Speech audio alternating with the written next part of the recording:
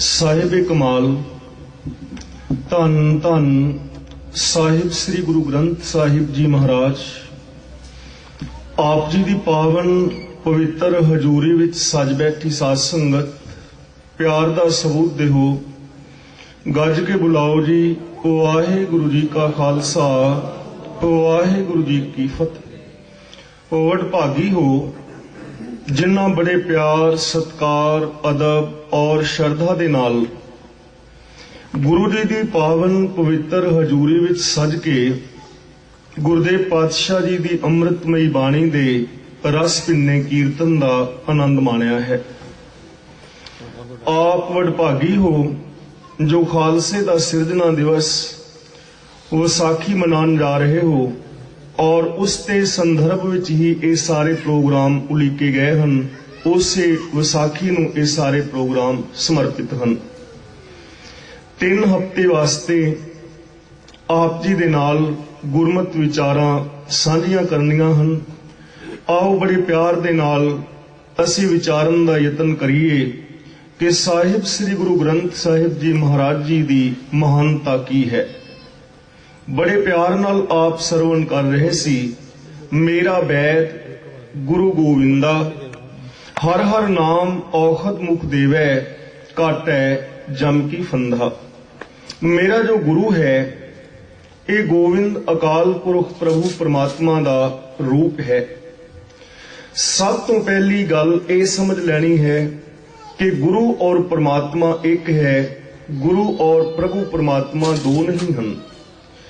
जदों असीं गुरबाणी का अध्ययन करते हाँ जां होर धर्म ग्रंथां नूं पढ़दे हाँ जां होर प्रचारक वीरां दे विचार सुनते हाँ तां एक ही गल सामने आउंदी है कि मनुख दी जिंदगी का मकसद है परमात्मा नूं पाना। जिसने अकाल पुरख प्रभु परमात्मा नूं पा लिया उसका जीवन सफला हो गया और जो प्रभु परमात्मा नूं नहीं पा सकिया ओदा जीवन निष्फल चला गया। वो 84 लाख जून और जन्म विच पै गया। पहली गल। दूजी गल ये प्रचारी जाती है कि रब नूं पाना बहुत मुश्किल है। रब नूं आम आदमी नहीं पा सकता। रब नूं पाण लई गृहस्थ दा त्याग करना पवेगा जां होर अनेकां जप तप संयम साधने पैणगे। कई जन्म लग जाणगे तां भी रब मिले मिले ना मिले कोई गारंटी नहीं है। इन्ना औखा काम और साडियां स्टेजां तो ही यही प्रचारिया जाता है कि रब नूं पाना बहुत मुश्किल है। पर शायद साडे उन्हां वीरां ने और धार्मिक लोगों ने साहिब श्री गुरु ग्रंथ साहिब जी की पावन बाणी का अध्ययन नहीं किया जां उन्हां दा विश्वास गुरु दे उत्ते नहीं है जां उन्हां नूं गुरु दी पावन बाणी बारे पूर्ण ज्ञान नहीं है तां ही वो ये गल्लां कहंदे होणगे। जदों असीं गुरु ग्रंथ साहिब जी दी पावन बाणी पढ़दे हां तां सब तो पहली ये गल साडे सामने आउंदी है कि रब नूं पाना दुनिया दा सब तो सौखा काम है। रब नूं पाण वास्ते कल दी इंतजार करन दी लोड़ भी नहीं है। रब तां आज ही मिल सकता है। गुरु दा पावन वचन है आज मिलावा शेख फरीद टाकिम कुंडड़ियां मनो मचिंदड़ियां कि ऐ शेख फरीद ये गल ऐलानिया तौर ते कह दे कि रब दा मिलाप अज हो सकता है। आज मिलावा शेख फरीद। रब दा मिलाप अज किवें हो सकता है? गुरु ग्रंथ साहिब जी की पावन बाणी दे अंदर ये साधन अंकित है। अज दे अंदर भी 12 घंटे हैं। गुरुदेव कहते ने इन्नी लंबी वेट करन दी जरूरत भी नहीं। रब नूं जे पाना चाहे तां एक पल दे अंदर भी पा सकना है। जे कोई इत्थे बैठा बैठा भी रब दा मिलाप हासिल करना चाहे तां वो कर सकता है। गुरुदेव दा पावन वचन है हजूर कत दूर बतावो दुंदर बंद हो सुंदर पावो। बस इन्नी गल है कि रब तां हाजर नाजर है। रब तां तेरे बिल्कुल नजदीक है। किन्नी नजदीक है ਜਦੋਂ ਭਗਤ ਰਵਿਦਾਸ ਜੀ ਤੋਂ ਕਿਸੇ ਨੇ ਪੁੱਛਿਆ, ਭਗਤ ਰਵਿਦਾਸ ਜੀ ਨੇ ਪੁੱਛਿਆ ਕਿ ਸਭ ਤੋਂ ਨਜ਼ਦੀਕ ਬੰਦਿਆ ਤੇਰੇ ਕੀ ਹੈ, ਤਾਂ ਬੰਦਾ ਕਹਿਣ ਲੱਗਾ ਮੇਰੇ ਸਭ ਤੋਂ ਨਜ਼ਦੀਕ ਮੇਰਾ ਹੱਥ ਹੈ। ਔਰ ਵਾਸਤਵ ਦੇ ਅੰਦਰ ਸਾਡਾ ਹੱਥ ਹੀ ਨੇੜੇ ਹੈ। ਸਾਨੂੰ ਪਿਆਸ ਲੱਗਦੀ ਹੈ, ਹੱਥ ਪਾਣੀ ਦਾ ਗਲਾਸ ਫੜ ਕੇ ਮੂੰਹ ਨਾਲ ਲਾਉਂਦਾ ਹੈ। ਸਿਰ ਦਰਦ ਹੋਵੇ ਹੱਥ ਸਿਰ ਤੇ ਚਲਾ ਜਾਂਦਾ ਹੈ, ਮੋਢਾ ਦੁਖਦਾ ਹੱਥ ਮੋਢੇ ਤੇ ਚਲਾ ਜਾਂਦਾ ਹੈ। ਸਭ ਤੋਂ ਨਜ਼ਦੀਕ ਆਦਮੀ ਦਾ ਹੱਥ ਹੈ। ਪਰ ਭਗਤ ਰਵਿਦਾਸ ਕਹਿੰਦੇ ਨੇ ਇਹ ਮਨੁੱਖਾ ਤੇਰਾ ਇਹ ਭੁਲੇਖਾ ਹੈ, ਰੱਬ ਤਾਂ ਤੇਰੇ ਹੱਥ ਦੇ ਨਾਲੋਂ ਵੀ ਤੇਰੇ ਨਜ਼ਦੀਕ ਹੈ। ਕਹੋ ਰਵਿਦਾਸ ਹਾਥ ਪੈ ਨੇਰੇ ਸਹਜੇ ਹੋਏ ਸੋ ਹੋਈ, ਰੱਬ ਤਾਂ ਤੇਰੇ ਹੱਥ ਦੇ ਨਾਲੋਂ ਵੀ ਤੇਰੇ ਨਜ਼ਦੀਕ ਹੈ। ਗੁਰੂ ਜੀ ਕਹਿੰਦੇ ਨੇ ਹੈ ਹਜੂਰ ਕਤ ਦੂਰ ਬਤਾਵੋ ਕਿ ਰੱਬ ਤਾਂ ਹਾਜ਼ਰ ਨਾਜ਼ਰ ਹੈ, ਸਾਰਿਆਂ ਦੇ ਅੰਦਰ ਵਸ ਰਿਹਾ ਹੈ। ਜਦੋਂ ਸਾਰਿਆਂ ਦੇ ਅੰਦਰ ਵਸ ਰਿਹਾ ਹੈ ਫਿਰ ਉਸ ਨੂੰ ਪਾਇਆ ਤੇ ਹੋਇਆ ਸਭੇ ਘਟ ਰਾਮ ਬੋਲੇ, ਰਾਮਾ ਬੋਲੇ ਰਾਮ ਬਿਨਾ ਕੋ ਬੋਲੇ ਰੇ। ਘਟ ਘਟ ਮੈਂ ਹਰ ਜੂ ਵਸੈ। ਤਾਂ ਅਸੀਂ ਵਿਚਾਰਨ ਦਾ ਯਤਨ ਕਰਦੇ ਹਾਂ ਕਿ ਸਰਬ ਵਿਆਪਕ ਪ੍ਰਮਾਤਮਾ ਕਿੰਨਾ ਨਜ਼ਦੀਕ ਹੈ। ਅਸੀਂ ਰੋਜ਼ ਗੁਰੂ ਦੀ ਇਹ ਬਾਣੀ ਪੜ੍ਹਦੇ ਹਾਂ, ਸਭ ਮਹਿ ਜੋਤ ਜੋਤ ਹੈ ਸੋਏ। ਗੁਰੂ ਨਾਨਕ ਦੇਵ ਜੀ ਕਹਿ ਰਹੇ ਨੇ ਕਿ ਸਭ ਦੇ ਅੰਦਰ ਉਸ ਪਰਮਾਤਮਾ ਦੀ ਜੋਤ ਮੌਜੂਦ ਹੈ। ਧੰਨ ਗੁਰੂ ਅਮਰਦਾਸ ਜੀ ਦਾ ਬਚਨ ਹੈ ਕਿ ਇਹ ਵਿਸ਼ ਸੰਸਾਰ ਤੁਮ ਦੇਖਦੇ, ਇਹ ਹਰ ਕਾ ਰੂਪ ਹੈ, ਹਰ ਰੂਪ ਨਦਰੀ ਆਇਆ। ਪਰਮਾਤਮਾ ਦੀ ਸਰਬ ਵਿਆਪਕਤਾ ਬਿਆਨ ਕਰਦਿਆਂ ਧੰਨ ਗੁਰੂ ਰਾਮਦਾਸ ਜੀ ਬਚਨ ਕਰਦੇ ਹਨ, ਆਪੇ ਮਾਛੀ ਮਛਲੀ ਆਪੇ ਪਾਣੀ ਜਾਲ, ਯਾਨੀ ਉਹ ਰੱਬ ਸਰਬ ਵਿਆਪਕ ਹੈ। ਗੁਰੂ ਅਰਜਨ ਦੇਵ ਜੀ ਮਹਾਰਾਜ ਜੀ ਦਾ ਬਚਨ ਹੈ, ਜਿੱਥੇ ਜਾਈਏ ਜਗਤ ਮਹਿ ਤਿੱਥੇ ਹਰ ਸਾਈਂ, ਜਿੱਧਰ ਜਿੱਧਰ ਵੀ ਜਗਤ ਅੰਦਰ ਜਾਂਦਾ ਹਾਂ ਉਧਰ ਸਾਈਂ ਮਾਲਕ ਵਿਆਪਕ ਹੈ। ਗੁਰੂ ਤੇਗ ਬਹਾਦਰ ਜੀ ਦਾ ਬਚਨ ਹੈ, ਉਹ ਮਦ ਜਿਉ ਬਾਸ ਬਸਤ ਹੈ, ਮੁਕਰ ਮਾਹੇ ਜੈਸੇ ਛਾਈ, ਤੈਸੇ ਹੀ ਹਰ ਬਸੈ ਨਿਰੰਤਰ, ਘਟ ਹੀ ਖੋਜੋ ਪਾਈ। ਭਗਤ ਨਾਮਦੇਵ ਜੀ ਦਾ ਬਚਨ ਹੈ, ਏਕਲ ਮਾਟੀ ਕੁੰਜਰ ਚੀਂਟੀ, ਭਾਜਨ ਹੈ ਬਹੁ ਨਾਨਾ ਰੇ, ਅਸਥਾਵਰ ਜੰਗਮ ਕੀਟ ਪਤੰਗਮ, ਘਟ ਘਟ ਰਾਮ ਸਮਾਨਾ ਰੇ। ਭਗਤ ਰਵਿਦਾਸ ਜੀ ਤਾਂ ਕਹਿੰਦੇ ਨੇ, ਹੇ ਪ੍ਰਭੂ ਤੇਰੇ ਵਿੱਚ ਔਰ ਮੇਰੇ ਵਿੱਚ ਤਾਂ ਕੋਈ ਫਰਕ ਹੀ ਨਹੀਂ ਹੈ। ਤੋਹੀ ਮੋਹੀ ਮੋਹੀ ਤੋਹੀ, ਅੰਤਰ ਕੈਸਾ ਕਨਿਕ ਕਟਿਕ ਜਲ ਤਰੰਗ ਜੈਸਾ। ਭਗਤ ਕਬੀਰ ਜੀ ਦਾ ਬਚਨ ਹੈ, ਲੋਗਾ ਭਰਮ ਨਾ ਭੂਲੋ ਭਾਈ, ਖਾਲਕ ਖਲਕ ਖਲਕ ਮੈਂ ਖਾਲਿਕ, ਪੂਰ ਰਹੋ ਸਰਬ ਥਾਈ। ਅਤੇ ਭਗਤ ਜੀ ਤਾਂ ਕਹਿੰਦੇ ਹਨ, ਜੇਤੇ ਔਰਤ ਮਰਦਾਂ ਸਾਜੇ, ਇਹ ਸਭ ਰੂਪ तुम्हारे, कबीर पूंगरा राम अल्लाह का, सब गुर पीर हमारे। कि हे प्रभु जितनियां भी आ औरतां और जितने भी आ पुरुष तू सिरजे हन, ये सारे तेरा ही रूप हन। भगत नामदेव जी का बचन है, एकल माटी कुंजर चींटी, भाजन है बहु नाना रे, अस्थावर जंगम कीट पतंगम, घट घट राम समाना रे। ਤਾਂ ਉਸ ਰੱਬ ਨੂੰ ਜੋ ਸਰਬ ਵਿਆਪਕ ਹੈ, ਜੋ ਸਾਡੇ ਸਾਰਿਆਂ ਦੇ ਅੰਦਰ ਵਸਦਾ ਹੈ, ਉਹਦੇ ਨਾਲ ਸੰਬੰਧ ਇੱਕ ਪਲ ਦੇ ਅੰਦਰ ਬਣ ਸਕਦਾ ਹੈ। ਉਹ ਸੰਬੰਧ ਕਿਵੇਂ ਬਣਦਾ ਹੈ? ਦੁੰਦਰ ਬੰਧ ਹੋ ਸੁੰਦਰ ਪਾਵੋ। ਦੁੰਦਰ ਦਾ ਮਤਲਬ ਦਵੰਦ। ਆਦਮੀ ਇੱਕ ਨਹੀਂ ਹੈ, ਰੱਬ ਇੱਕ ਹੈ। ਉਸ ਇੱਕ ਰੱਬ ਨੂੰ ਮਿਲਣ ਵਾਸਤੇ ਇੱਕ ਹੋਣਾ ਪਵੇਗਾ। ਸਾਡੇ ਅੰਦਰ ਹੈ ਦਵੰਦ। आदमी अंदरों होर है बाहरों होर है। जिस दिन तू अंदरों और बाहरों एक हो जाएगा, उसे पल तू परमात्मा नू पा लवेगा। रब नू पाना औखा नहीं, कथनी और करनी दे पूरे होना औखा है। जिस दिन कोई इंसान जिस पल भी कोई अंदरों बाहरों एक हो जाएगा, उसे पल वो परमात्मा नू पा लवेगा। साडी नजर एक नहीं है। असी किसी नू होर जात दा, ਕਿਸੇ ਨੂੰ ਹੋਰ ਜਾਤ ਦਾ ਵੇਖਦੇ ਹਾਂ, ਕਿਸੇ ਨੂੰ ਆਪਣਾ, ਕਿਸੇ ਨੂੰ ਬਗਾਨਾ ਵੇਖਦੇ ਹਾਂ। ਸਾਡੀਆਂ ਅੱਖਾਂ ਆਪਣੀ ਧੀ ਭੈਣ ਨੂੰ ਹੋਰ ਨਜ਼ਰ ਨਾਲ, ਬਗਾਨੀ ਧੀ ਭੈਣ ਨੂੰ ਹੋਰ ਨਜ਼ਰ ਨਾਲ ਵੇਖਦੀਆਂ ਹਨ। ਜਿਸ ਦਿਨ ਤੇਰਾ ਇਹ ਨਜ਼ਰੀਆ ਇੱਕ ਹੋ ਜਾਏਗਾ, ਜਿਸ ਦਿਨ ਇਸ ਨਜ਼ਰੀਏ ਚੋਂ ਦਵੰਦ ਨੂੰ ਖਤਮ ਕਰ ਦੇਵੇਂਗਾ, ਉਸੇ ਪਲ ਤੈਨੂੰ ਪ੍ਰਮਾਤਮਾ ਦੀ ਜੋਤ ਨਜ਼ਰੀ ਪਵੇਗੀ। ਤੇਰਾ ਵਿਹਾਰ ਇੱਕ ਨਹੀਂ ਹੈ, ਆਪਣਿਆਂ ਨਾਲ ਹੋਰ ਵਿਹਾਰ, ਬਗਾਨਿਆਂ ਦੇ ਨਾਲ ਹੋਰ ਵਿਹਾਰ। ਜਿਸ ਪਲ ਵੀ ਤੂੰ ਇਸ ਦਵੰਦ ਨੂੰ ਮੁਕਾ ਦੇਵੇਂਗਾ, ਉਸੇ ਪਲ ਅੰਦਰ ਉਹ ਪ੍ਰਮਾਤਮਾ ਪ੍ਰਗਟ ਹੋ ਜਾਏਗਾ। ਤਾਂ ਗੁਰੂ ਗ੍ਰੰਥ ਸਾਹਿਬ ਜੀ ਦੀ ਪਾਵਨ ਬਾਣੀ ਦੀ ਇਹ ਮਹਾਨਤਾ ਹੈ ਕਿ ਇਸ ਸੰਸਾਰ ਦੇ ਹਰ ਇਨਸਾਨ ਨੂੰ ਇੱਕ ਪਲ ਦੇ ਅੰਦਰ परमात्मा दे नाल मिलान दी क्षमता और ताकत रखती है। गुरु ग्रंथ साहिब जी दी पावन बाणी की है? गुरुदेव दी पावन बाणी एक रब्बी ज्ञान है। वो ज्ञान जो साडे अंदरों अज्ञानता दे अंधकार नूं मिटा के रब दी जोत नूं चार चफेरे दर्शाएगा। तीजी गल, गुरु ग्रंथ साहिब जी दी पावन बाणी रब दा हुक्म है। गुरु जी कहंदे हन, हों आपों बोल ना जानदा, मैं कहया सब हुक्माओ जियो। जैसी मैं आवे खसम की बाणी, तैसड़ा करी ज्ञान वे लालो। तां गुरु ग्रंथ साहिब जी दी पावन बाणी रब दा हुक्म है।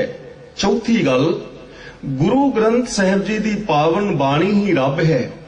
रब लोकां नूं नहीं मिलदा, रब नूं पाना औखा है। ये सारे संसार की समस्या हो सकती है, इहदे नाल मैं सहमत हाँ। हर धर्म दे इंसान की यह समस्या हो सकती है कि रब नूं पाना औखा है। पर जेड़ा गुरु नानक देव दा सिख है, जो गुरु ग्रंथ साहिब जी दा सिख है, ओदी ये समस्या नहीं है। ओनू ते रब मिलिया होया है, ओदा तां रब सामने बैठा है, केवल उसनू विश्वास बनाने की लोड़ है। गुरु जी दी पावन बाणी दा वचन है, वाह वाह बाणी निरंकार है, तिस जेवड अवर ना कोई। गुरु ग्रंथ साहिब जी दी पावन बाणी निरंकार दा रूप है। गुरु ग्रंथ साहिब जी दी पावन बाणी रब दा रूप है। इस पावन बाणी के बराबर दी शै इस दुनिया विच कोई नहीं। हुण रब तां सिखा तेरे सामने बैठा है, जरूरत तां केवल तैनू विश्वास बनाउण दी है। जिस दिन सिख दा ये विश्वास बन जाएगा कि गुरु ग्रंथ साहिब जी दी पावन बाणी ही रब है, उस दिन इहदियां सारियां समस्यावां हल हो जाणगियां।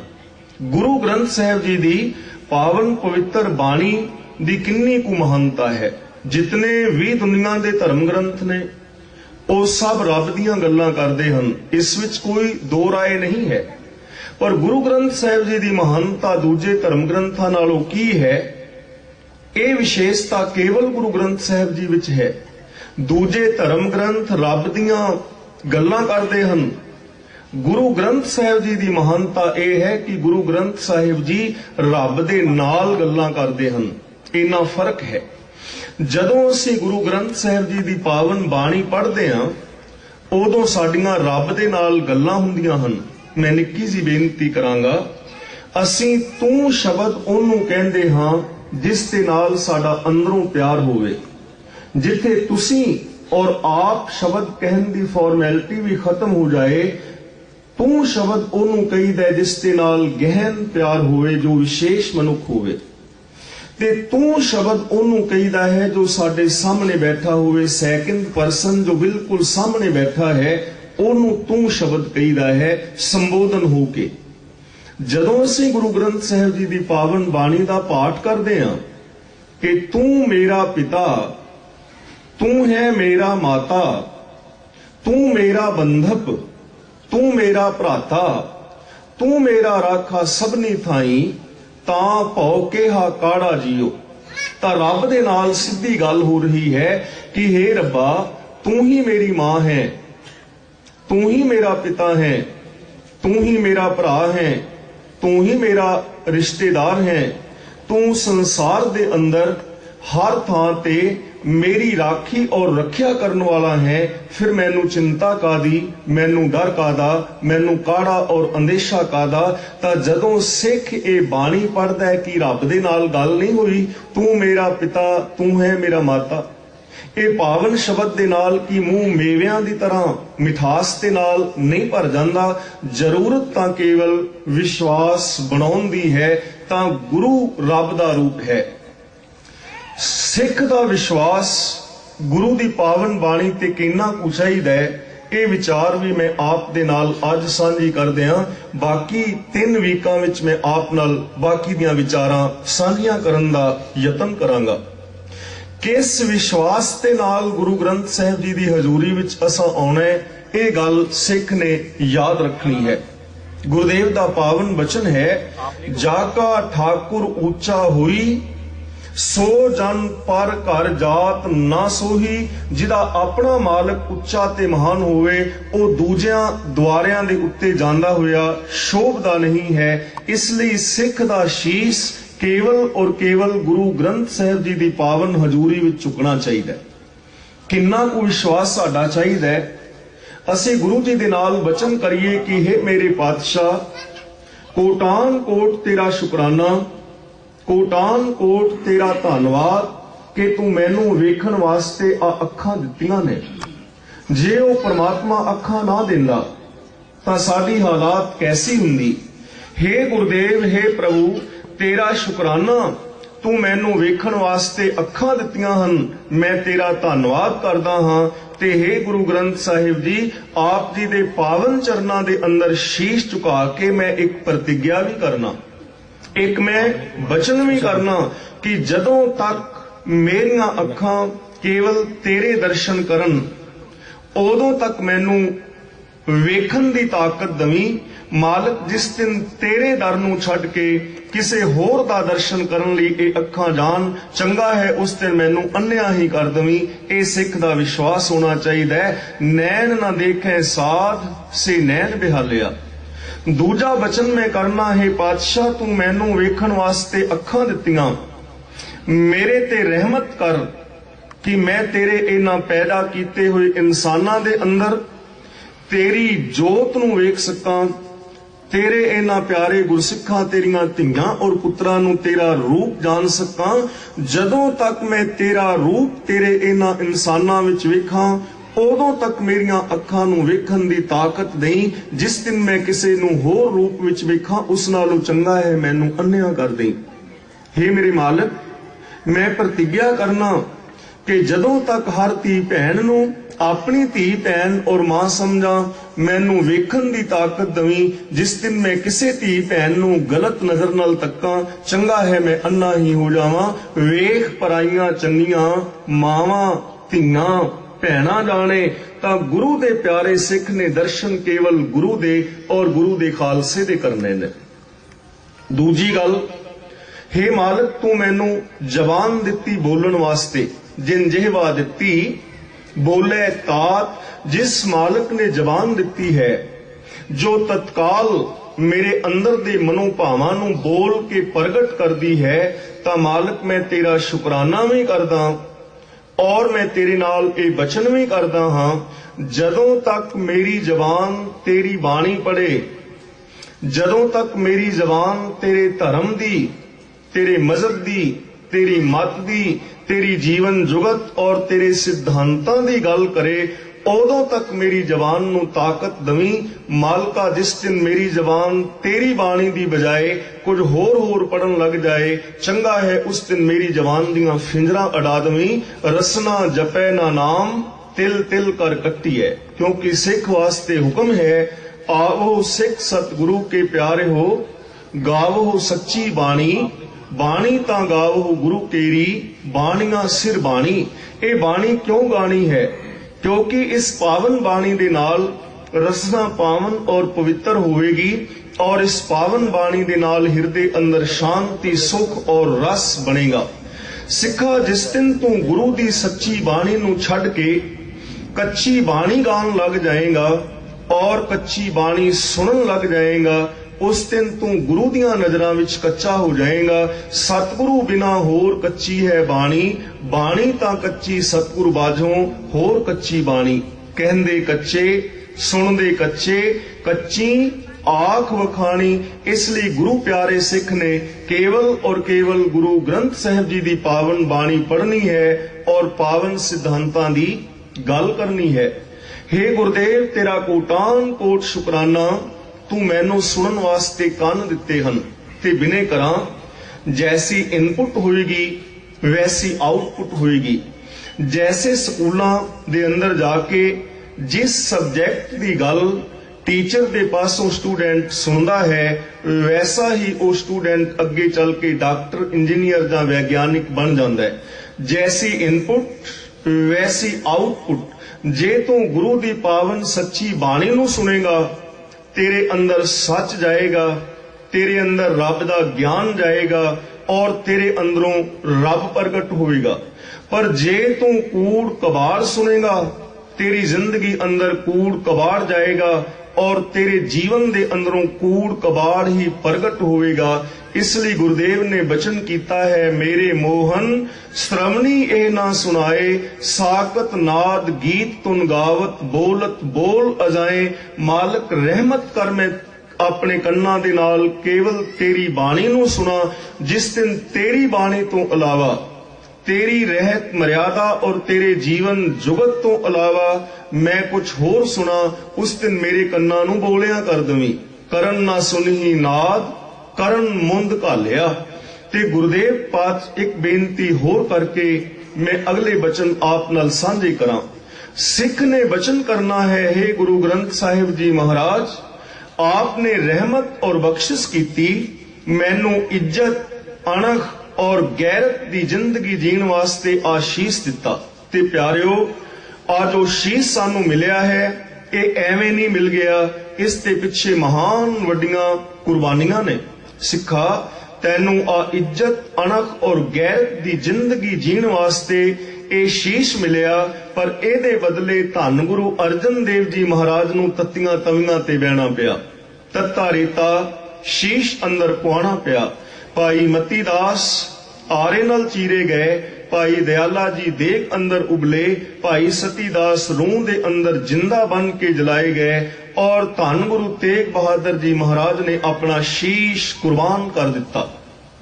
गुरु गोबिंद सिंह जी महाराज ने अपने वड्डे साहिबजादे अपने सावें शहीद कराए, छोटे साहिबजादे नीहां दे अंदर चिणे गए।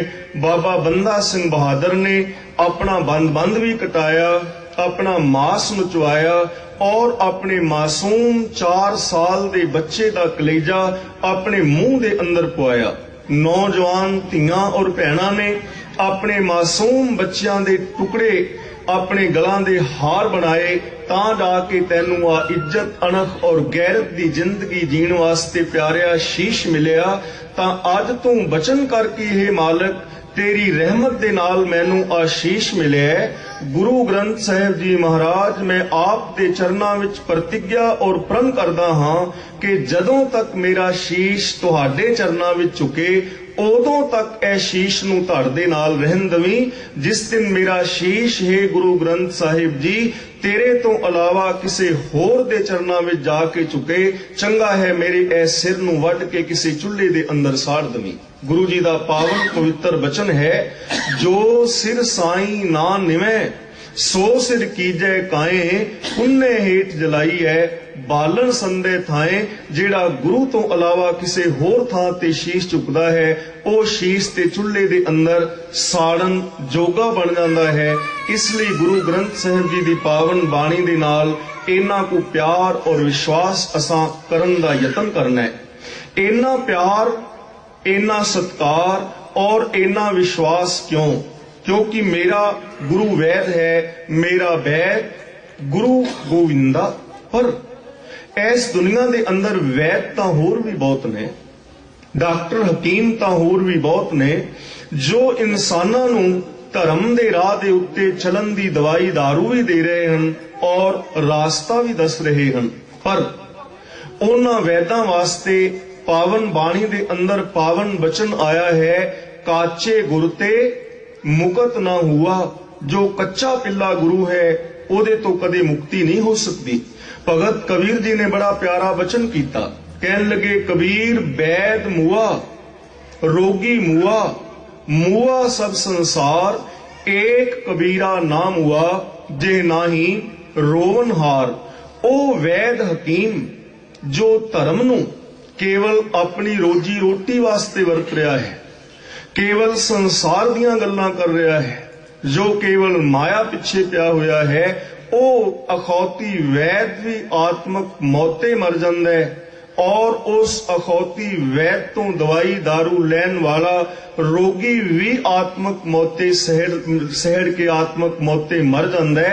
एक ओ इंसान आत्मक मौते नहीं मरदा जिस ते ज्ञान इंद्रिय विकारां दे रोने नहीं रो रहे। इसलिए आओ हुण अपने गुरु वैद दी मैं विचार आप दे सामने रखन दा यतन करां। वैद महान कौन हो सकता है? ऐसा वैद ही महान हो सकता है जो पहला रोग दी पहचान भी करे, रोग दी दवाई दी पहचान भी करे और दोवां चीजां दी पहचान करके सही रोग दी सही दवाई दवे। रोग दारू दोवें बुझे तां वैद सुजान ते सुजान और सियाणा वैद उसनूं किया जांदा है जो दवाई एक दवे ते एक दवाई दे नाल ही सारे बाकी दे रोग आटोमैटिकली खत्म हो जान। ऐसा दारू लोड़ लहो जित वंजै रोगां कान। किसे ऐसी दवाई दी जरूरत है जेड़ी दवाई इस पूरे संसार दे रोगां नूं खत्म कर दवे। तां मेरा गुरु ओ वैद है जो हर हर नाम औखद मुख देवे। परमात्मा दे नाम दी औखद दा मतलब दवाई। अपने शरण आए सिख दे मुखार बिंद अंदर गुरु नाम दी दवाई पांदा है ते उस नाम दी दवाई दे नाल काटै जम की फंधा उस नाम दवाई दे नाल आत्मक मौत दियां फाइयां कट दिंदा है। अज दा आम इंसान आत्मक मौते मर चुका है। जे ये वेखना होवे कि आम इंसान आत्मक मौते मर चुका है तां इसका प्रूफ की है कि बंदा मर चुका है। अज दा बंदा करीब करीब मर चुका है। चंद लोग हन जो जी रहे ने, जी ओ रहे ने सो जीव्या जिस मन वस्या सोए नानक अवर ना जीवे कोए। जे जीवे पत लथी जाए सब हराम जेता किछ खाए। असल दे अंदर आत्मक जिंदगी ओ जी रहा है जिस दे हिरदे दे अंदर मेरे गुरु दे पावन पवित्र बाणी दे विचार और प्रभु दा नाम वस गए।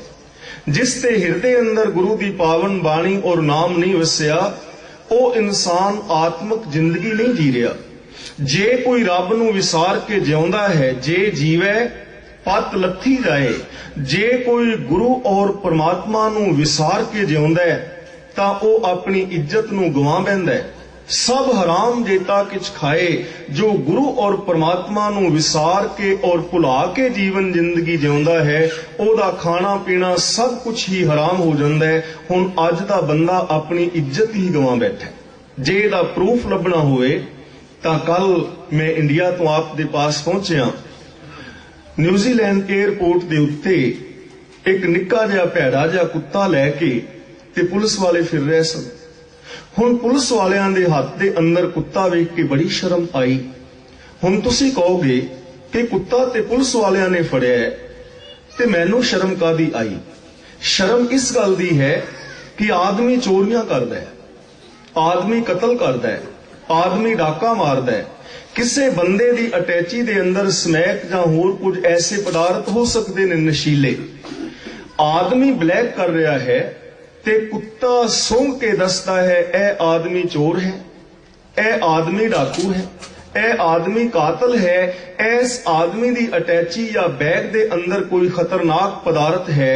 हुण जदों बंदे दियां चोरियां कुत्ता लभन लग जाए इस दे नालों वध बेइज्जती बंदे दी की हो सकती है? इस दे नालों वड्डी शर्म आदमी वास्ते की हो सकती है? अज इंसान दे अंदरों इंसानियत मर गई है। ताही तां गुरुदेव नूं मजबूर हो के कहना पिया करतूत पशु की मानस जात लोक पचारा करे दिन रात। तां जो इंसान अंदरों होर होए और बाहरों होर होए उस इंसान नूं कहंदे ने आत्मक मौते मरिया होया बंदा। जमीर दा मरिया होया इंसान तां जेड़ा रब और गुरु नूं विसार के जिउंदा है ओदे अंदरों इंसानियत मर जांदी है। ते जदों अंदरों इंसानियत मर जाए उदों बंदा किसी दा कुछ नहीं सवारदा। पावन बाणी दियां दो पंक्तियां मैं आप दे सामने रखनियां चाहांगा। पहली पंक्ति है नरू मरै नर काम ना आवे, पशु मरे, 10 काज सवारे। सानू साडे बाबियां ने ਇਹਦਾ अर्थ ਇਹ समझाया कि बंदा मर जाए बंदे दे काम नहीं आउंदा। नरू मरे नर काम ना आवे, बंदा मर जाए बंदे दे काम नहीं आउंदा।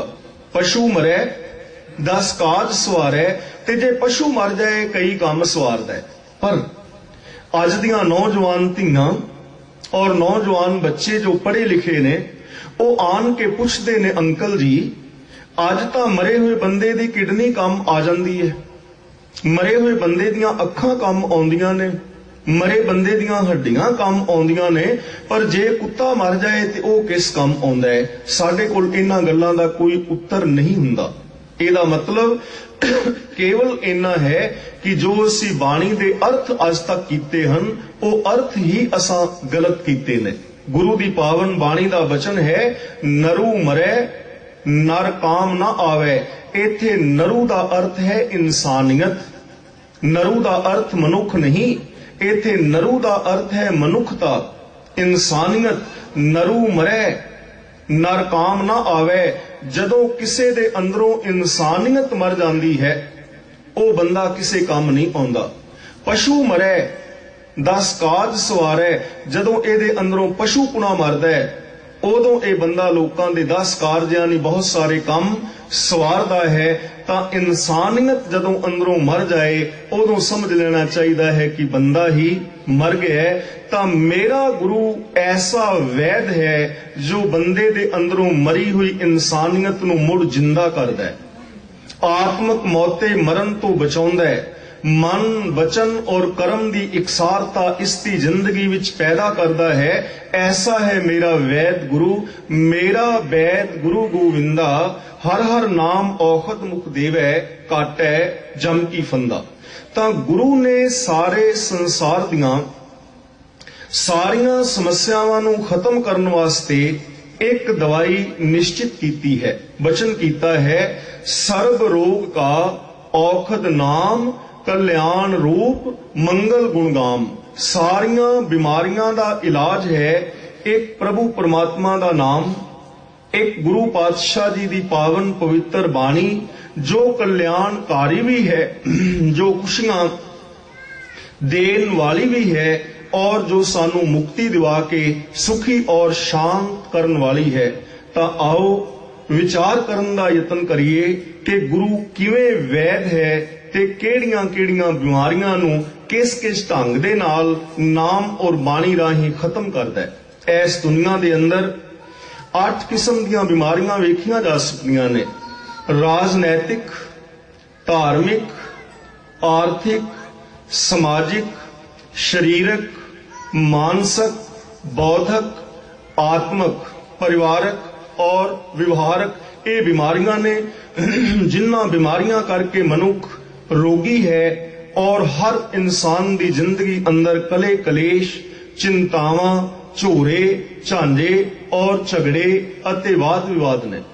अज मनुख दे कोल धीआं, पुत्तर, भैन, भरा, जमीन, जायदाद, धन दौलत और सुखां दे सारे साधन मौजूद हन, पर असी हथ खड़ा करके ये नहीं कह सकते कि असी बिल्कुल शांत हाँ, सानू कोई चिंता नहीं है। ये सब कुछ हुंदियां भी मनुख चिंता विच क्यों ग्रसिया है? ओदा कारण केवल एक है, खसम विसार किए रस भोग, तां तन उठ खलोए रोग। तां गुरु साहब ने सारियां बीमारियां दा हल कीता है केवल एक शब्द वरत के, एक ओंकार। जो गुरु नानक पातशाह जी दा उच्चारण कीता एक ओंकार है, ये पूरे संसार दियां बीमारियां दा इको एक इलाज है। जिस दिन इस एक ओंकार ते अमल किया जाएगा उस दिन राजनैतिक बीमारियां दूर हो जाणगियां। अज असी इस दुनिया नूं वेखदे हां, ये दुनिया एक बारूद के ढेर के उत्ते बैठी हुई नजर पैंदी है। कोई भी मूर्ख मनुख बारूद के उस वड्डे ढेर नूं अग दी निक्की दी चिंगियाड़ी लगाएगा, ये बारूद का ढेर फटेगा ते रब दा अवस्था रस्ता संसार शायद खाक दी ढेरी हो जाएगा। मेरा मतलब जे एटमी हथियार जो मनुख ने तैयार कीते ने, जे वो चलते हैं तो आ मनुखता खत्म हो जाएगी। आज एक देश दूजे देश वास्ते टैंक, मिजाइलां, तोपां, हाइड्रोजन ते परमाणु बंब बनाई बैठा है। एक देश दूजे देश का विरोधी है। 70-80% धन इन्हां मारू हथियारां ते खर्च हो रहा है। पर जिस दिन गुरु नानक देव जी दे एक ओंकार दे सिद्धांत नूं समझ लिया जाएगा कि रब एक है, ओदा ये संसार भी एक है, रब नूं नहीं वंडिया जा सकदा, ओदे इस संसार नूं भी नहीं वंडिया जा सकदा, तां दुनिया दीयां सीमावां दे झगड़े खत्म हो जाणगे। पूरे संसार दे देशां नूं स्टेटां दा दर्जा दिता जाएगा और एक सांझी सरकार बनाई जाएगी। पासपोर्ट सिस्टम खत्म होएगा, करंसी एक हो जाएगी, मनुख मनुख दा वैरी नहीं रहेगा। इस तरह राजनैतिक जो बीमारियां ने उन्हां दा हल गुरु ग्रंथ साहिब जी दी पावन पवित्र बाणी कर दी है। मैं विस्तार विच ना जावां। दूजी बीमारी है दुनिया दे अंदर समाजिक दुनिया दे अंदर आदमी वर्ण वंड विच वंडिया होया है। ब्राह्मण, क्षत्रिय, शूद्र और वैश्य, अगों फिर जातां और जातां तो बाद उपजातां, जिन्हां ने मनुख नूं मनुख तो दूर कीता होया है। बेनती करां, जे रब एक है तां रब दे बंदियां दीयां जातां वखरियां वखरियां नहीं हो सकदियां। गुरु जी दा पावन वचन है, खत्री ब्राह्मण सूद बैस, उपदेश चौं वर्णा को सांझा, गुरमुख नाम जपै उधरै सो कल में, घट घट नानक माझा। गुरुदेव दी पावन बाणी दा वचन है, जात का गर्भ ना कर मूर्ख गवारा, इस गर्भ ते चले बहुत बिकारा। जिस दिन गुरु नानक देव जी दे एक ओंकार दे सिद्धांत नूं लोग समझणगे, उस दिन ये जातिवाद खत्म हो जाएगा। एक पिता एकस के हम बारिक वाला सिद्धांत जगत विच लागू होएगा और इस दुनिया दे अंदर एक भाईचारक और भ्रातृ भाव वाला समाज पैदा हो जाएगा। दुनिया अंदर हर इंसान एक दूजे नूं भैन भरावां वाला प्यार करेगा ते ये उस परमात्मा नूं पा सकेगा। मैं एक बेनती आप दे चरनां विच भी करना चाहना। आम आदमी अपने नाम दे पिछे सरनेम लगा रहा है। ये ओदी गलती और भुल हो सकती है कि उसनूं पता नहीं, पर जिन्हां वीरां और भैणां ने अमृत पान कीता है, अमृत पान करन तो बाद भी वो अपने नाम दे नाल सरनेम लगाउंदे हन। रिश्ते नाते करन लगियां वो भी जातां पातां दी विचार करदे हन। उन्हां दी की मजबूरी है? ओ प्यारिओ, जदों आपने अमृत पान कीता, साहिब श्री गुरु ग्रंथ साहिब जी दी पावन हजूरी अंदर पंज प्यारे सहबान ने सानू ये हुक्म कीता सी, सिखा अज तो तेरी कोई जात नहीं, अज तो तेरा पिछला धर्म नाश, जात नाश, कर्म नाश, अज तो तू गुरु गोबिंद सिंह और माता साहिब कौर जी दा पुत्र है। जदों असी एक ही मां बाप दे पुत्र हां तां फिर अमृत छकन तो बाद साडी जात पात दा सवाल ही पैदा नहीं हुंदा। बेनती करां, जो इंसान अमृत छकन तो बाद अपने नाम दे नाल सरनेम और जात लगाउंदा है जां जातिवाद नूं मनदा है, 70 जन्म भी वो भगती करदा रहे, ओनू कदे रब नहीं मिलेगा। क्यों कि गुरु साहब ने इन्हां चीजां दा खंडन कीता है ते असीं फिर उन्हां जाति पाति दे अंदर खचत हो गए हां। गुरु जी दा पावन वचन है, सलाम जवाब दोवें करे, मुंडों कुत्था जाए, नानक दोवें कूड़ियां थाए ना काई पाए। तां मेरा गुरु इन्हां समाजिक बीमारियां दा भी इलाज करदा है। तीजी गल, धार्मिक। इस दुनिया दे अंदर अज दी डेट विच 1500-1600 धर्म ने। 1500-1600 धर्मां दे प्रचारक वीर यही गल कह रहे ने कि साडा धर्म दुनिया दे अंदर शांति चाहुंदा है, पर दुनिया दे अंदर किते शांति नजरी नहीं पै रही। एक धर्म दूजे धर्म दे नाल जूझ रहा है। इत्थे ही बस नहीं, एक ही धर्म दे लोग अपने ही धर्म दे लोगां दे नाल टकरांदे हुए वेखे जा सकदे ने। जे मैं अपने सिख धर्म वल झात मार के वेखां तां साडे धर्म दे अंदर कितने डेरे बन गए ने। जितने डेरे उतनियां ही मर्यादावां ने। और उन्ने ही झगड़े ने।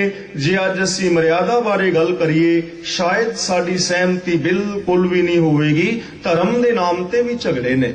गुरुदेव ने वचन कीता है, एको धर्म दृढ़ सच कोई, जुग जुग गुरमत पूरा हुई। मनुखता दा एक ही धर्म है। जे रब एक है ते धर्म भी एक है। वो धर्म केड़ा है? केवल एक सच नूं दृढ़ कर लेना, केवल उस प्रभु परमात्मा नूं अपने हिरदे विच वसा लेना। सर्व धर्म में श्रेष्ठ धर्म, हर को नाम जप निर्मल करम। रब दे नाम दा चिंतन करना और मैल तो रहत कर्म करने, ਇਹ ਸਾਰੀ ਮਨੁੱਖਤਾ ਦਾ ਇੱਕੋ ਇੱਕ ਸਾਂਝਾ ਧਰਮ ਹੈ। ਜਿਸ ਦਿਨ ਗੁਰੂ ਨਾਨਕ ਦੇਵ ਜੀ ਦੇ ਇੱਕ ਓੰਕਾਰ ਦੇ ਸਿਧਾਂਤ ਨੂੰ ਅਸੀਂ ਸਮਝ ਲਵਾਂਗੇ ਤਾਂ ਇਸ ਦੁਨੀਆ ਦੇ ਸਾਰੇ ਧਰਮਾਂ ਦੇ ਝੇੜੇ ਝਾਂਜੇ ਖਤਮ ਹੋ ਜਾਣਗੇ। ਚੌਥੀ ਗੱਲ ਹੈ ਆਰਥਿਕ ਪ੍ਰੋਬਲਮਸ ਨੇ। ਅਸੀਂ ਆਪਣੇ ਦੇਸ਼ ਵੱਲ ਜਾਂ ਹੋਰ ਦੁਨੀਆ ਦੇ ਗਰੀਬ ਦੇਸ਼ਾਂ ਵੱਲ ਤੱਕਦੇ ਹਾਂ। ਕਿਤਨੇ ਲੋਕ ਐਸੇ ਹਨ जो अपनियां नौजवान धीआं नूं, नौजवान ਨੂੰਹਾਂ ਨੂੰ, ਭੈਣਾਂ ਨੂੰ, ਮਾਸੂਮ ਬੱਚਿਆਂ ਨੂੰ ਲੈ ਕੇ ਰੇਲਾਂ ਦੇ ਪੁਲਾਂ ਥੱਲੇ ਬੈਠੇ ਨੇ, ਜਿਨ੍ਹਾਂ ਦੇ ਕੋਲ ਸਿਰ ਢੱਕਣ ਵਾਸਤੇ ਛੱਤ ਨਹੀਂ, ਮਾਸੂਮ ਬੱਚਿਆਂ ਦੇ ਤਨ ਢੱਕਣ ਵਾਸਤੇ ਕੱਪੜੇ ਨਹੀਂ, ਜਿਨ੍ਹਾਂ ਦੇ ਕੋਲ ਖਾਣ ਵਾਸਤੇ ਭੋਜਨ ਨਹੀਂ। ਇਹ ਗੱਲ ਕੋਈ ਬਣਾਉਟੀ ਨਹੀਂ ਔਰ ਕੋਈ ਛਿਪੀ ਹੋਈ ਨਹੀਂ। ਆਪ ਐਸੀ ਹਾਲਾਤ ਇਸ ਜਗਤ ਦੇ ਅੰਦਰ ਵੇਖਦੇ ਹੋ। दूजे ओ पूंजीवाद लोग ने, पूंजीपति, जिन्हां दे कोल अरबां खरबां रुपए काला धन पिया होया है। एक ऐसे लोग ने जो ज्यादा खा के मर रहे हैं, एक ऐसे गरीब ने जो भुख दे नाल मर रहे ने। अमीर और गरीब दा टकराव है। गरीब भरा नूं अमीर सक्का भरा भी मान आदर नहीं दिंदा। मेरे गुरु दी पावन बाणी दा वचन है, जो निर्धन सरधन कह जाए, आगे बैठा पीठ फिराए। जो सरदन निर्धन कह जाए, दिया आदर लिया बुलाए।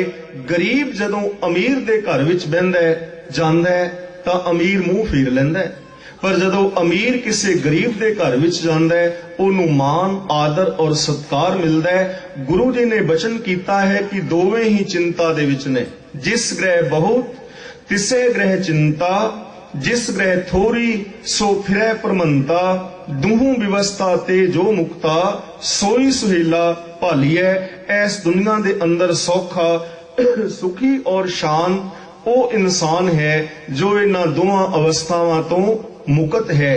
तां गुरु नानक पातशाह जी दा जो एक ओंकार दा सिद्धांत है, जिस दिन दुनिया इस चीज नूं अपना लवेगी उस दिन दुनिया दे अंदरों गरीबी और बेरोजगारी मुक जाएगी अते आर्थिक वंड बराबर होवेगी। ओदे वास्ते गुरुदेव पातशाह ने सानू दसवंध दी मर्यादा दिती है। केवल ये गल कह के मैं खिमा दा जाचक हो जावांगा। हिंदुस्तान विच कौम है पारसी। जो वीर भैणां पारसियां बारे जानदे ने उन्हां नूं पता है कि वो हिंदुस्तान विच सब तो अमीर कौम है। वो अमीर किवें ने? पारसी लोग अपना बजट बनाउंदे ने, बजट मुताबिक ही वो खर्च करते ने ते उस बजट दे अंदर एक खाना उन्होंने अपने भरावां दी अमदाद वास्ते रखिया हुंदा है। पारसियां दा कितना भी नुकसान हो जाए, जो अपने भरावां दी अमदाद वास्ते खाना रखिया है वो पैसा वो अपने घर नहीं खर्चते। मान लो किसी पारसी दा व्यापार फेल हो गया जां किसी पारसी ने नवा व्यापार शुरू करना है, तां उस सहायता वाले फंड दे अंदरों, सहायता वाले धन दे विचों उस पारसी वीर नूं वो 2-4 करोड़ रुपया दे दिंदे ने। इहदे नाल उहनां नूं कोई बहुता फर्क नहीं पैंदा। हुण जिस नूं हिंदुस्तान विच 50 लाख जां करोड़ 2 करोड़ रुपया मिल जाए तां अपना कारोबार बड़े प्रेम दे नाल चला सकदा है। वो आदमी भी अगों फिर अपने भरावां दी अमदाद लई पैसा रखना शुरू रखदा है जारी। इस तरह वो पारसी लोग हिंदुस्तान दे अंदर सब तो अमीर लोग ने। उन्हां ने इस सिस्टम नूं अपनाया है। असीं दसवंध सिस्टम नूं अपना नहीं सके। जे सिख धर्म दसवंध सिस्टम नूं सही ढंग दे नाल अपनाउंदा तां बेनती करां अपने प्यारा प्राणां तो प्यारी जन्म भूमि नूं त्याग के इधर आउण दी जरूरत नहीं सी।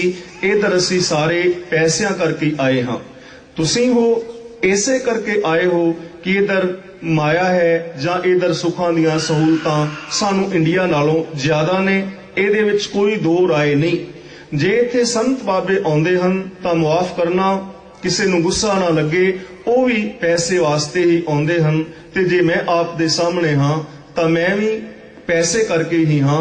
मैनू भी पता है कि इत्थों दा जो डॉलर है ਉਹਦੀ कीमत इंडिया विच 30-32 रुपये होवेगी। संतां नूं भी पता है, तुहानूं भी पता है। साडी ये प्रॉब्लम है। उस प्रॉब्लम करके आदमी भटकदा है। जे दसवंध दे धन नूं सही ढंग नाल वरतिया जाए, सिख कौम 5-4 सालां दे अंदर दुनिया की सब तो अमीर कौम बन सकती है। ਉਹਦੇ वास्ते मैं आप दे सामने एक सुझाव पेश करन लगा ते ਇਹ सुझाव पेश करके मैं हिमादा जाचक हाँ। अकाल तखत नूं राजनीति तो मुक्त कराया जाए, पहली गल। दूजी गल, अकाल तखत दे अंडर दसवंध कमेटियां बनाईयां जान। जो दसवंध कमेटियां विच मैंबर ले जान, उन्हां वास्ते मैं सुझाव देना चाहता कि उन्हां मैंबरां नूं 5-5 बाणियां मूंह जबानी याद होण। उन्हां दे अपने घरां दे अंदर अकाल तखत दी रहत मर्यादा लागू होवे। ਉਹ ਕਿਸੇ ਡੇਰੇਵਾਦ ਦੇ ਪੁਜਾਰੀ ਨਾ ਹੋਣ, ਉਹ ਮੈਂਬਰ ਸਹਿਬਾਨ ਕਿਸੇ ਰਾਜਨੀਤਿਕ ਪਾਰਟੀ ਦੇ ਮੈਂਬਰ ਨਾ ਹੋਣ, ਔਰ ਘੱਟ ਤੋਂ ਘੱਟ ਪਿਛਲੇ 20 ਸਾਲਾਂ ਵਿੱਚ ਉਹਨਾਂ ਤੇ ਕੋਈ ਬੇਈਮਾਨੀ, ਰਿਸ਼ਵਤਖੋਰੀ ਆਦਿਕ ਦਾ ਕੇਸ ਆਦਿਕ ਨਾ ਲੱਗਾ ਹੋਵੇ, ਔਰ ਉਹਨਾਂ ਦੇ ਕੋਲ ਟਾਈਮ ਹੋਵੇ, ਪੜ੍ਹੇ ਲਿਖੇ ਲੋਕ ਹੋਣ, ਧਰਮੀ ਹੋਣ, ਉਹਨਾਂ ਨੂੰ ਮੈਂਬਰ ਲਿਆ ਜਾਏ ਔਰ ਪੂਰੇ ਪੰਥ ਦੇ ਅੰਦਰੋਂ ਉਹ ਚੁਣੇ ਜਾਣ। ਸਾਰੇ ਪੰਥ ਦੇ ਲੋਕ, चाहे वो इंग्लैंड, कनेडा, अमेरिका या न्यूजीलैंड, हिंदुस्तान, जिथे जिथे भी कोई सिख बैठा है, ईमानदारी दे नाल अपना दसवंध उत्थे भेजन। उस दसवंध दे नाल जो करोड़ों अरबों रुपए हर 6 महीने बनेगा, फैक्ट्रियां, कारखाने, इंजीनियरिंग कॉलेज आदि बनाए जान ते बेरोजगार सिख नौजवानों नूं नौकरियां दित्तियां जान। इस तरह पंजाब दे अंदर जो गरीब किसान है ਉਹਨਾਂ ਨੂੰ ਕਰਜ਼ਿਆਂ ਤੋਂ ਮੁਕਤ ਕੀਤਾ ਜਾ ਸਕੇਗਾ, ਬੇਰੋਜ਼ਗਾਰਾਂ ਨੂੰ ਰੋਜ਼ਗਾਰ ਮਿਲੇਗਾ ਔਰ ਆਰਥਿਕ ਵੰਡ ਬਰਾਬਰ ਹੋਵੇਗੀ। 5-7 ਸਾਲਾਂ ਦੇ ਅੰਦਰ ਹੀ ਸਿੱਖ ਕੌਮ ਦੁਨੀਆ ਦੀ ਸਭ ਤੋਂ ਅਮੀਰ ਕੌਮ ਬਣ ਜਾਏਗੀ। ਜ਼ਰੂਰਤ ਤਾਂ ਕੁਝ ਕਰਨ ਦੀ ਹੈ। ਇਹਨੂੰ ਕਹਿੰਦੇ ਨੇ ਮੇਰਾ ਬੈਤ ਗੁਰੂ ਗੋਬਿੰਦਾ ਹਰ ਹਰ ਨਾਮ ਔਖਦ ਮੁਖ ਦੇਵੈ ਕਾਟੈ जमकी फंदा। गुरु इस संसार दियां बीमारियां दियां फाइयां भी कटदा है ते जो गुरु दी पावन पवित्र बाणी नूं अपना लैंदा है, गुरु दी पावन बाणी ते अमल करदा है, गुरु ओदियां आत्मक मौत दियां फाइयां भी कट दिंदा है, ओदियां जमा दियां फाइयां भी कट दिंदा है, ओदे जन्म और मरण दे गेड़ भी कट दिंदा है ते गुरु उस नूं प्रभु परमात्मा दे नाल मिला दिंदा है। गुरु अर्जन देव जी ने वचन कीता है, दुनिया दे लोको ਇਹ ਗੱਲ मैं सुनदा सां, पर अज जो मैं ये गल कह रहा, ये मैं अपने तजर्बे चों कह रहा, मैं गुरु नूं अजमा के कह रहा कि जैसा सतगुरु सुनीदा तैसो ही मैं डीठ। जैहो जिहा मैं गुरु नूं सुनदा सां, मैं अजमाया है, गुरु बिल्कुल वैसा ही है। कैसा है? जैसा सतगुरु सुनीदा तैसो ही मैं डीठ। विछुड़िया मेले प्रभु।